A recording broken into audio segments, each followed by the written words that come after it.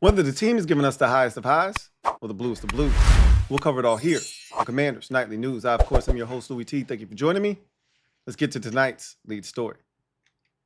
So, happy Thanksgiving, first and foremost.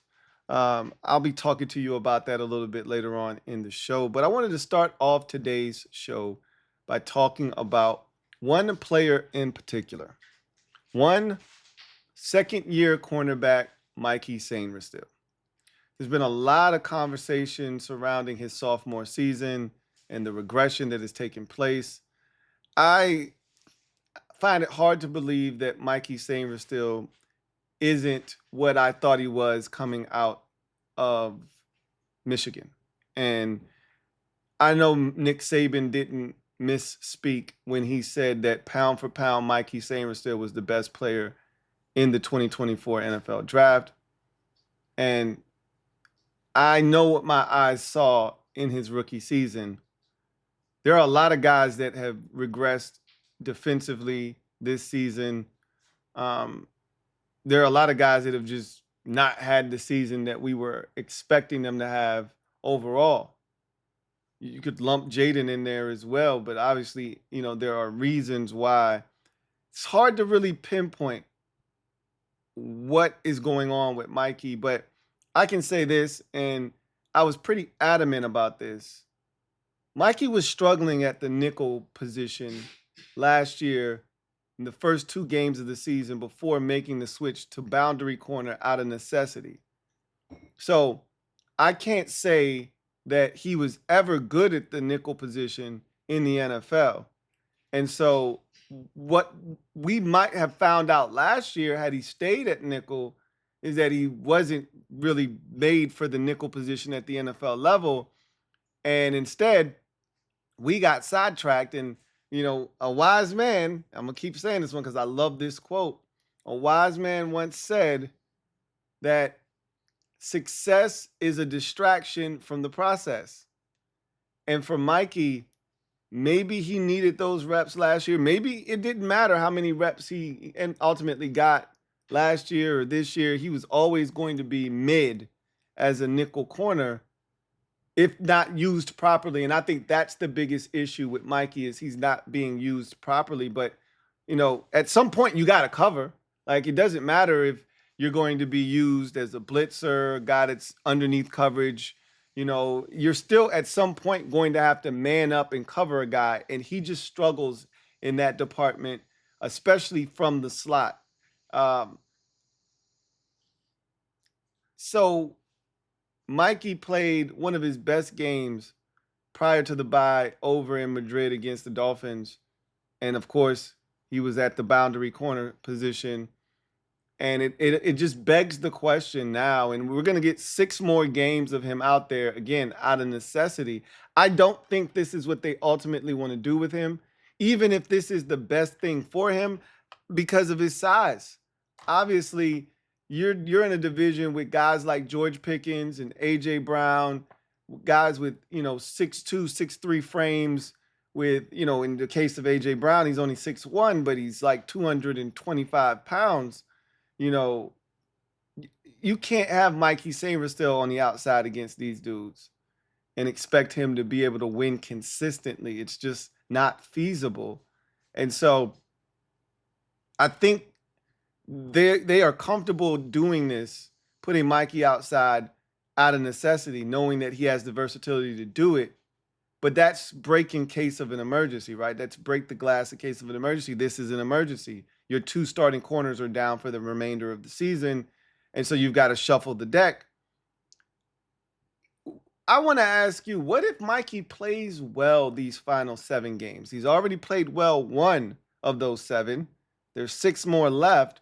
What if he looks like he did last year, which was outstanding for the most part, and finishes up this season playing stellar football as a boundary corner?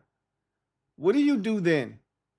Do you just finally come to the realization that Mikey Sainristil is a boundary corner, an undersized boundary corner, that his best play is outside the numbers and not inside as a nickel? Are you okay with moving forward as him is Mikey Sainristil being your second corner outside? I don't know the answer to that right now because to me, Trey Amos has the potential to be a number one. Are you comfortable with Mikey Sainristil being your number two? You'd still then need a nickel if that were the case. So you'd still need a corner regardless. Remember, this position is going to be damn near bare this upcoming offseason. It's the same dilemma we faced last offseason, right? Just all we did was take out Marshawn Lattimore, insert Trey Amos. That is the only difference, okay? Same exact scenario is posed to this team going into the offseason at the cornerback position. You've got two guys under contract and a bunch of guys that you have to sign and bring in here via the draft, etc., because you just don't have enough bodies.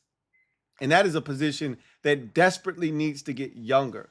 You had a bunch of veterans this past season, Noah Igbenogany, who isn't actually very old. It's crazy because you always just equate Noah Igbenogany to NFL veteran. Translation, he's 28, 29 years old. Noah Igbenogany is like 25.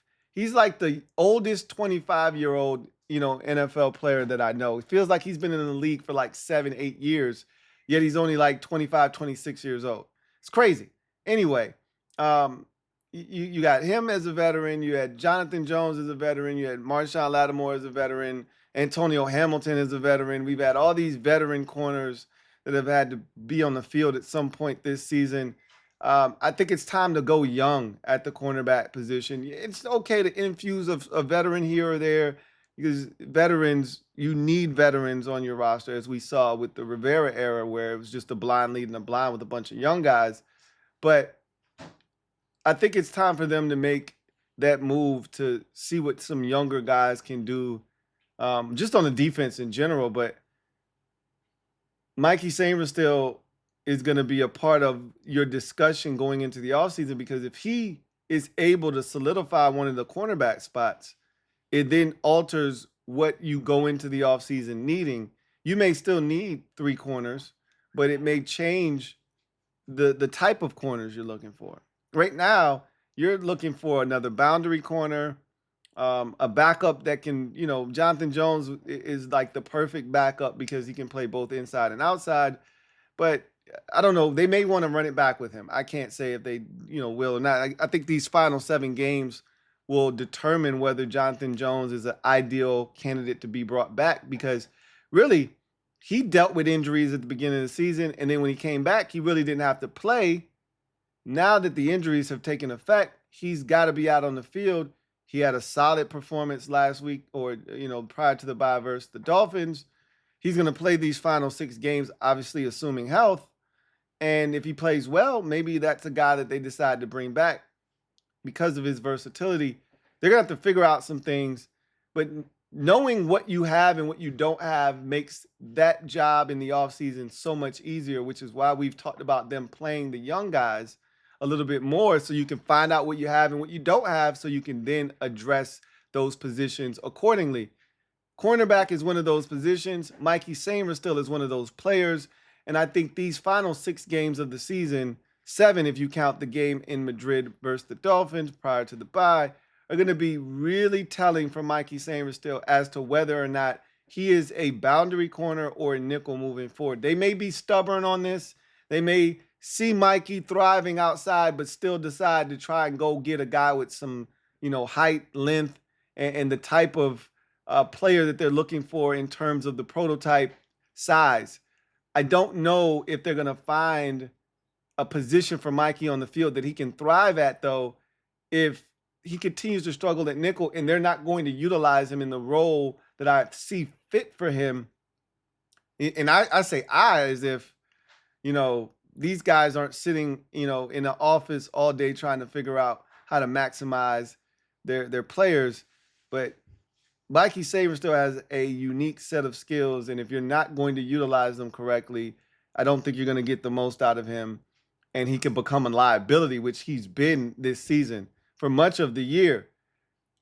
Is he a boundary corner or is he a nickel? And if he is a boundary corner more so than a nickel, which it feels like right now, we'll get a better picture and view of that down the stretch of this season.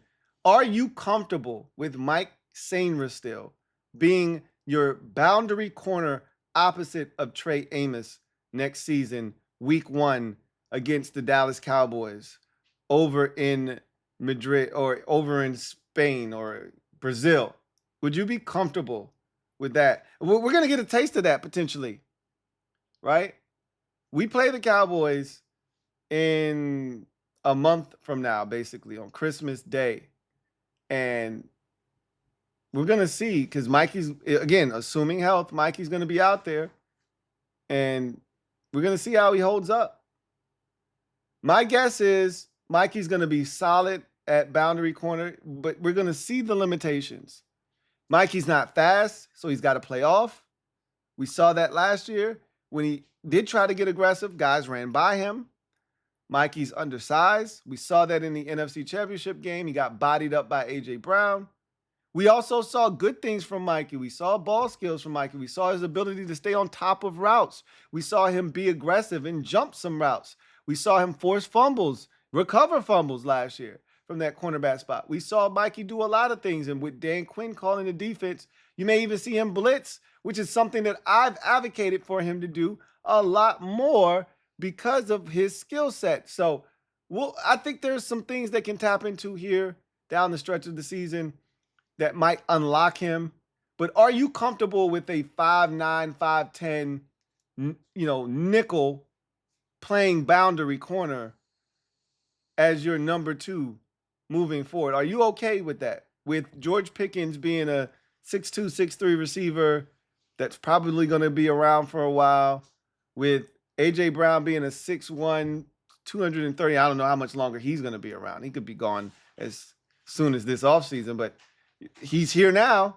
Are you comfortable with Mike Sainristil being on the outside, having to play against guys like that? We're going to see him potentially against Justin Jefferson, even though J.J. McCarthy stinks. He can't run with Justin Jefferson. Not many guys in the league can, but he most certainly can't. Are you okay with giving up those easy routes underneath because he's playing off and soft because he doesn't want to give up the deep ball over the top? We saw him against an elite receiver with speed before in Jamar Chase. We saw how that movie ended very quickly at the beginning of the game last year in week 3. Now, he played that route incorrectly. He played with the wrong leverage. He didn't take advantage of his safety help. That all is irrelevant. The fact is he couldn't run. We saw him get beat by Nick Westbrook-Akine last year, right before the half when in the Titans game. So I say all of that to say this.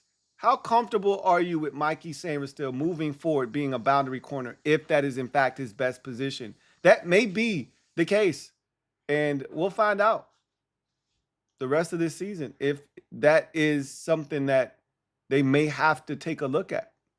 Are you comfortable with that, though? We're going to go to In Other News here in a second.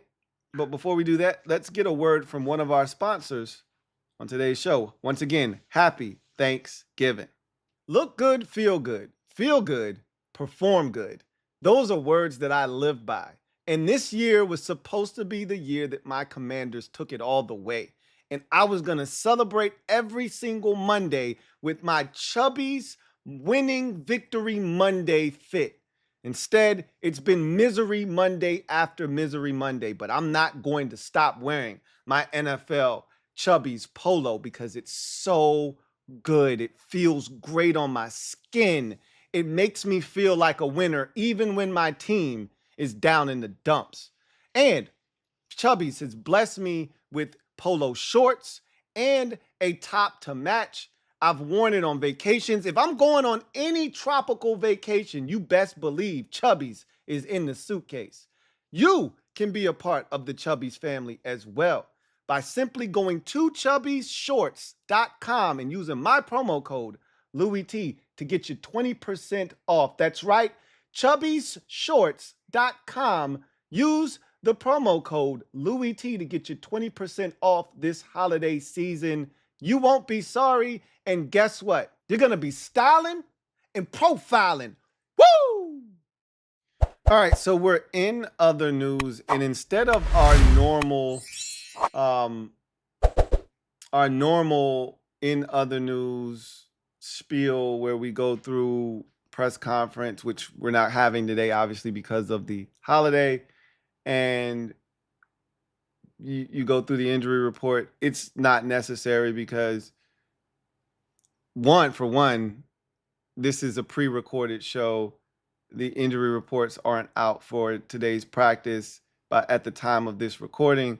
And look, let's be honest, outside of what the Commanders have going on with their injury report, the Broncos don't have anything noteworthy on their injury report. Um, theirs looks exactly like an injury report should look like post bye.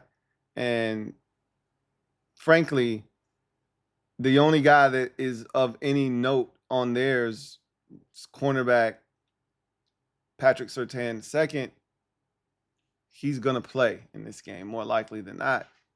I don't even know if they need him, especially if Terry doesn't play, but we'll see what happens with that situation. But I wanted to just take this opportunity to wish everyone watching this, at whatever time you're watching, you could be watching this 3 days after this was posted. Happy Thanksgiving, man. I just want to tell y'all that I'm thankful for you guys. This has been a hell of a season, not in a positive way. As you could imagine, it's been really dreadful going through this season with all the expectations and the hope of us being relevant again on a long-term basis, hoping that the PTSD was going to be eradicated forever. I was this close. Silly me, right? But ultimately, it wasn't meant to be. And here we are, 3-8. Misery, once again.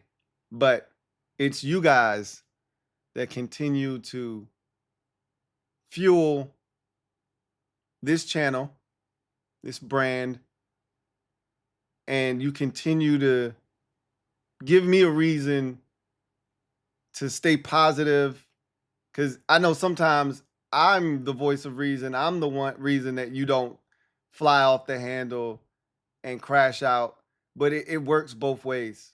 I always tell you guys, you're my therapy. You guys may feel like I'm your therapy, but it works both ways.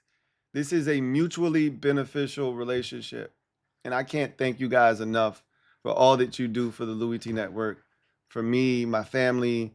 You guys have provided me the opportunity to do something I love every single day.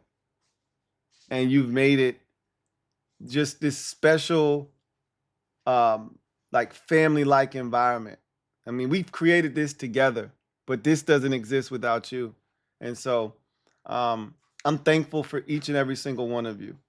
Like hitting 30,000 this year was a major milestone. And again, none of this would be possible without you guys. Shout out to all the mods, all the supporters, all the members of the mob. I'm thankful for every single one of you. Everyone plays a part in making this thing happen.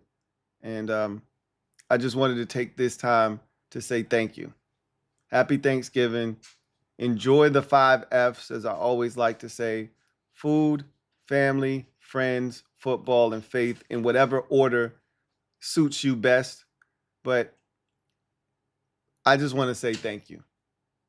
You guys are what I'm thankful for as we get to another 365, around the sun. Thank you. And I hope we're here again this time next year in a much more positive light with this team. But everything else remains the same. The love, the appreciation, the dedication, all of that. still be the same. So thank you. Now let's get to one more promotion, and then we'll get to our next segment as we go behind enemy lines, talking about this Denver Broncos team and what they bring to the table. Sleeper. Sleeper is the best way to experience and connect over sports together. It's a one-stop shop for all of your sports needs. You can celebrate and chat in the games in real time with other users, get the fastest scores, blazing fast news and alerts right at your fingertips. Play in fantasy leagues and win real money on picks contests. So enjoy sports the way they were meant to, together. Download the #1 sports app today. Predict the hottest football stats like passing yards, receiving yards, touchdowns, interceptions, and much more to cash in on your daily fantasy football skills. Use promo code LTN and Sleeper will match your first deposit up to $100. Terms and conditions apply. See Sleeper's terms of use for details. Currently operational in over 25 states. Check out Sleeper today. Sleeper. So let's go behind enemy lines. Commanders, Broncos, Sunday Night Football. Commanders are 6.5-point underdogs at home, as they should be. If the Broncos were more competent offensively, this number would probably be even higher. With no Jaden Daniels, this number easily could have gotten closer to 10. But because the Broncos struggle to score on a weekly basis, allow teams of lesser ilk to remain competitive with them on a weekly basis, this Commanders team has a chance. This is what I've been talking about throughout the course of this week. They play down to their level of competition. When they see tough defenses, they struggle to score. When they see mid defenses, they struggle to score.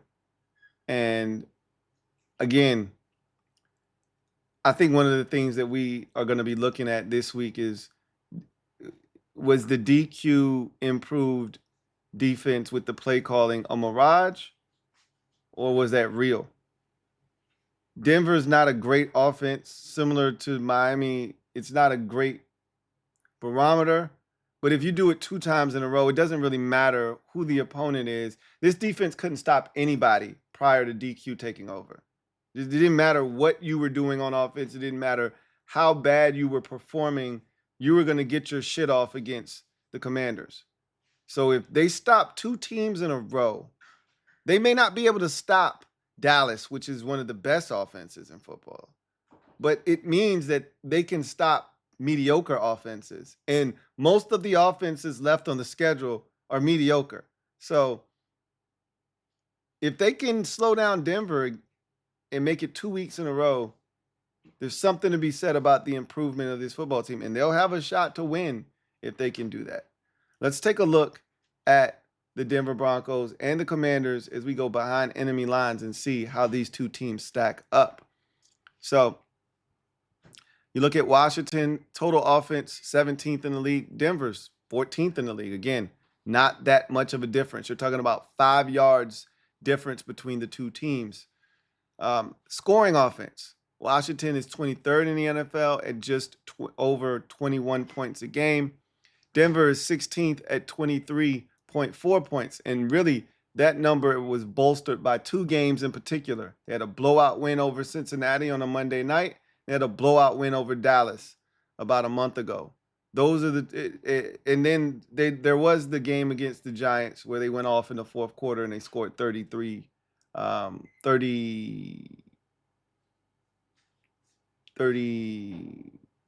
what did it end up being?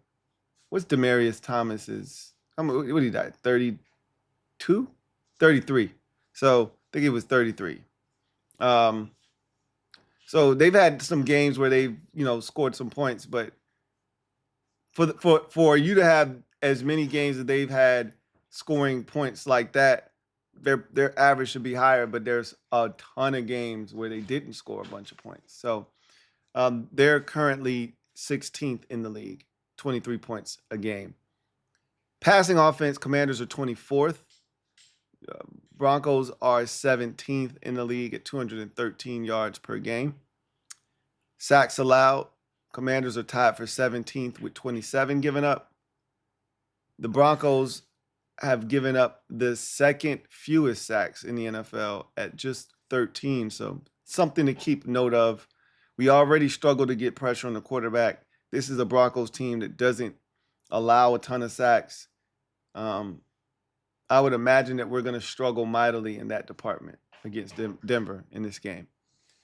Rush offense, Commanders somehow are still 5th in the league.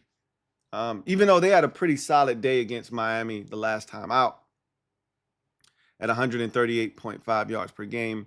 Denver is 10th in the league in rush offense with 122 yards per game. That's going to be interesting. They're down their, number one running back, J.K. Dobbins, who may be out for the season. We'll see, but he's definitely out for the foreseeable future. But that might not be a good thing because now you got more speed. I would have rather J.K. Dobbins out there than R.J. Harvey. Anybody with speed scares the hell out of me. Anybody that can get to the perimeter, they're going to probably try to get to the perimeter a little bit more with R.J. Harvey. That's a problem for us. You know that. So I would have preferred Dobbins. He does his work in between the tackles. Now we're going to get more of R.J. Harvey in that outside run. That could be problematic for us, but we'll see what happens. Both teams, though, are top 10 rush offenses. Third down offense, the Commanders are 17th at 37.8% conversion rate.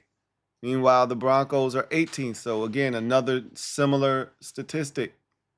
Broncos are converting at a 38.5% clip on third downs.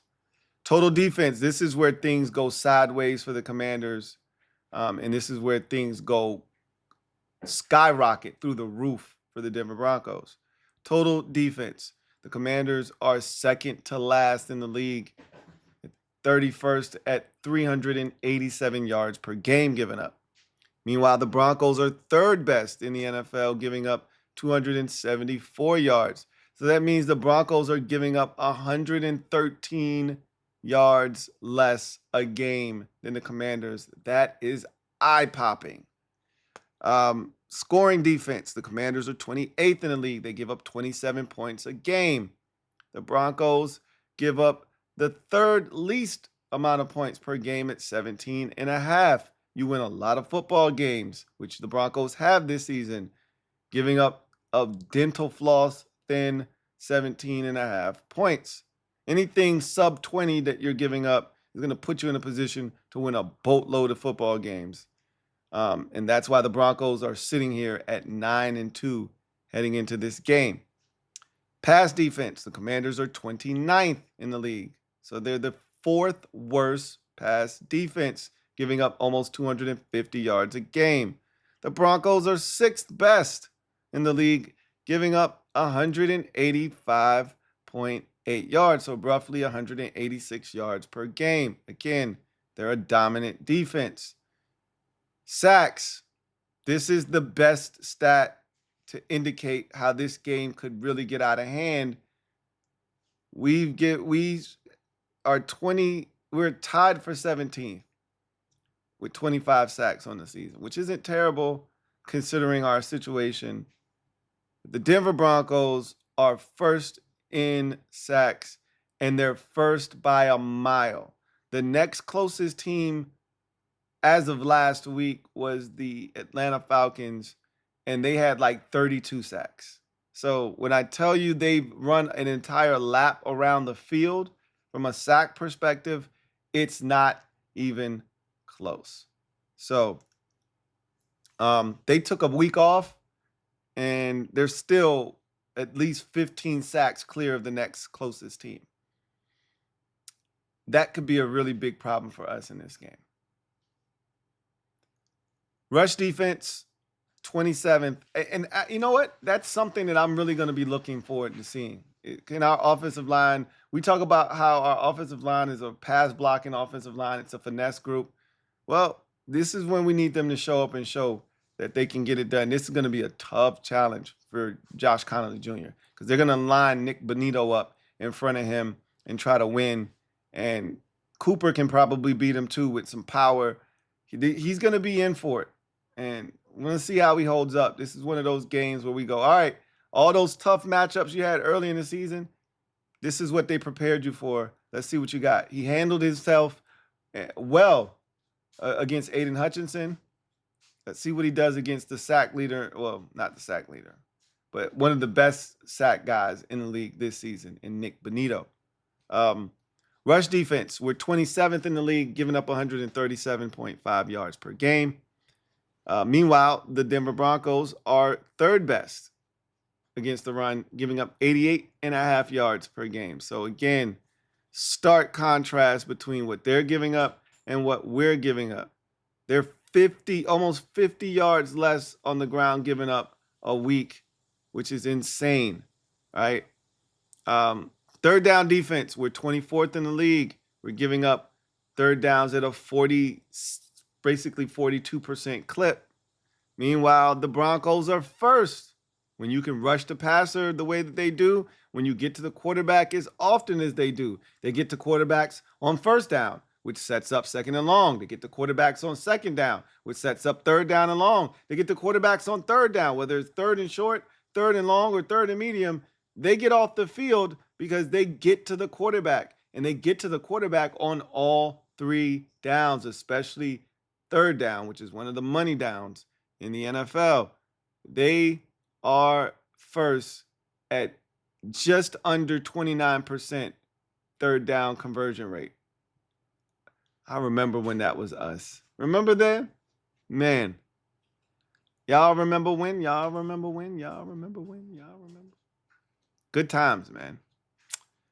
Time of possession.